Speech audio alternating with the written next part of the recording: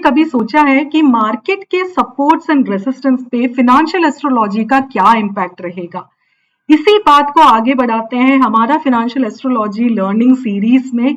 तो welcome back guys to another exciting and interesting session with me Asha on your favourite YouTube channel market wizard stock options and futures. हमने last series अपने episode में बात किया था about Trayodashi and about conjunction. अगर आपने वो सीरीज नहीं देखा है तो please do watch that whenever you get time. उसके अलावा हमने और कुछ एस्ट्रोलॉजिकल फिनोमिना कवर किया है। तो इस सीरीज में हम बात करने वाले हैं about Panchak. Before that guys I would like to tell you, एक नोटबुक और पेन अपने पास रखिए और ये जो चीजें, जो छोटे छोटे पॉइंटर्स मैं आपके साथ शेयर कर रही हूँ उसको नोट करके रखना मत भूलिए। मैं ये इसीलिए कह रही हूँ क्योंकि पिछले हमारा जो सेशन था उसमें हमने त्रयोदशी के बारे में बात किया था, उसके बाद हमने कंजंक्शन के बारे में भी बात किया था।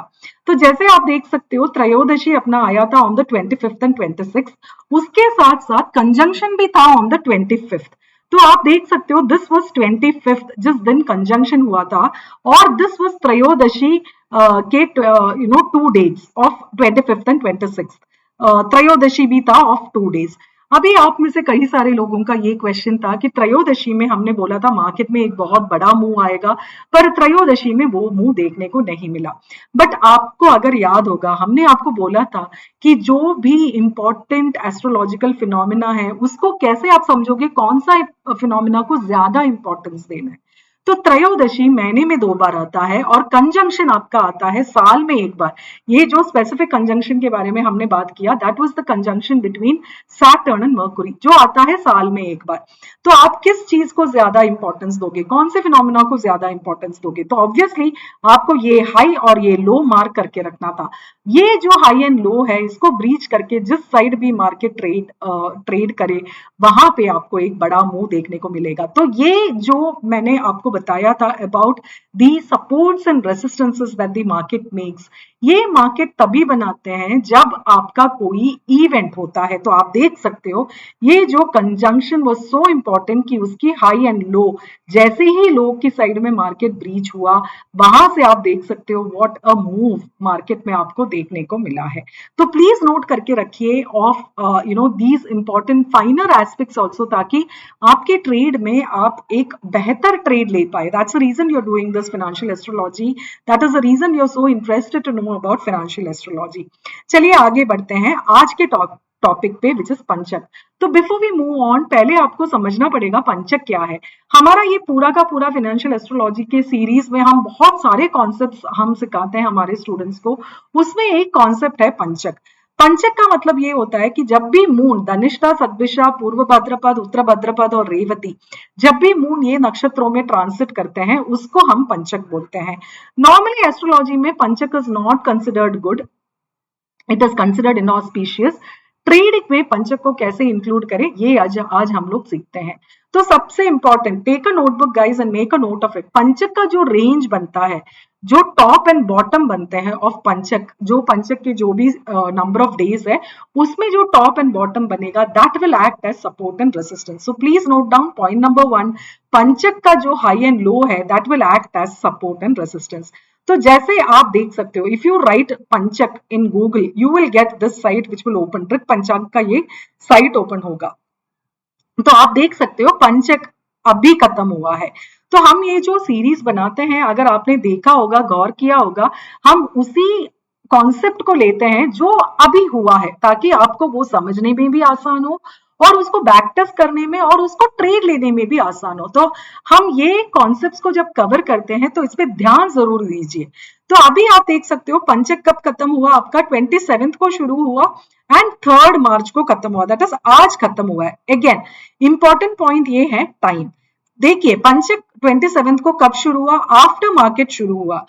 3rd मार्च को खत्म कब हुआ, बिफोर मार्केट खत्म हुआ। तो हमारे लिए कौन सा डेट इंपॉर्टेंट है, 27th वॉज आफ्टर मार्केट, तब पंचक शुरू हुआ, तो ये डेट हमारे लिए इंपॉर्टेंट नहीं है। 28 से हमारा इंपॉर्टेंट डेट शुरू होता है। First was a holiday, second was a holiday, third को मार्केट शुरू होने से पहले आपका पंचक खत्म हो गया। तो the only date that is important for us right now और which is valid right now is 28। तो आपको क्या करना है, 28 का हाई एंड लो आपको मार्क करना है। Point number 1, this will act as support and resistance. Point number 2, इसके रेंज पे हम कैलकुलेट करेंगे, जिसके लिए हम एक एक्सेल का यूज करेंगे। पहले हम बैक टेस्ट करते हैं। 27th, 30th and 3rd, this was our last Panchak date. 30th January and 3rd February was our last Panchak date. तो पहले उस पे चलते हैं, बैक टेस्ट कर लेते हैं। तो जैसे आप देख सकते हो 30th January को पंचक कब शुरू हुआ वो भी देख लेते हैं। It was after market hours. तो 30th January हमारे लिए was not important. 30th January का डेट इंपॉर्टेंट नहीं था। 31st एंड 1st अपना पंचक था, उसके बाद खत्म हुआ था ऑन 3rd। 3rd कब खत्म हुआ है, पंचक खत्म हुआ बिफोर मार्केट ओपन। तो हमारे लिए इंपॉर्टेंट बनता है यहाँ पे फॉर जनवरी विल बी या 31st and 1st will be important. तो चलिए वापस चलते हैं चार्ट पे। तो let's go to 31st and 1st। तो ये आप देख सकते हो, दिस वाज 31st का candle and this was 1st का कैंडल। 3rd हमारे लिए इंपॉर्टेंट नहीं था, राइट, बिकॉज 3rd का जो पंचक का जो क्लोज हुआ था, okay 3rd is important. 3rd market close होने के बाद पंचक खत्म होता है, तो 3rd इज ऑल्सो इंपॉर्टेंट। तो हमारे लिए ये पूरा रेंज बिकम्स इंपॉर्टेंट, ये high and this low becomes important. तो हम वापस चलते हैं हमारे एक्सेल पे, राइट, वापस चलते हैं हमारे एक्सेल पे। तो हमने यहाँ पे हाई क्या डाला था, 23,632, ये वाला हाई। लो क्या हमने डाला था, 23,222। So this is the high and the low that we have marked. आप देख सकते हो ये हाई एंड लो मार्केट के लिए एक सपोर्ट और रेसिस्टेंस का काम करता है। तो उसके बाद अगर ये हाई को ब्रीच करे मार्केट, तो आपको ऊपर की तरफ आपका टारगेट्स आना चाहिए विद द फॉलो थ्रू। ये जो हाई के ऊपर मार्केट क्लोज हुआ, बट आप देख सकते हो यहाँ पे फॉलो थ्रू आपको नहीं मिला। समझ लीजिए अगर आपने इस रेंज के ब्रेकआउट पे ट्रेड भी अगर लिया हो, अगर आपने एक ट्रेड भी लिया हो, जैसे ही मार्केट वापस इस रेंज के अंदर क्लोज करे, तो आपका स्टॉप लॉस यहाँ पे ट्रिगर हुआ रहेगा। तो ये हाई एंड लो आपने मार्क करके रखा, प्राइस एक्शन के साथ आपको आपकी ट्रेड्स इनिशिएट करना है। ये हाई के ऊपर मार्केट ने सस्टेन नहीं किया, तो ऑब्वियसली ये हाई के ऊपर आपको कोई भी फॉलो थ्रू टारगेट्स आपको नहीं मिला।